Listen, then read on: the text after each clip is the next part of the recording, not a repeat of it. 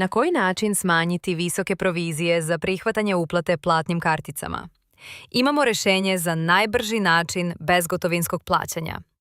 Uz IPS QR kod će novac sa računa stranke biti na vašem računu za manje od minute, bez dodatnih troškova za vašu kancelariju. Pre izdavanja fiskalnog računa, otvorite aplikaciju Fiskator i kliknite na dugme IPS QR. Upišite ukupan iznos za plaćanje i kliknite na dugme Štampaj. Kreira se QR kod i otvara se novi prozor sa nalogom za prenos koji možete odštampati.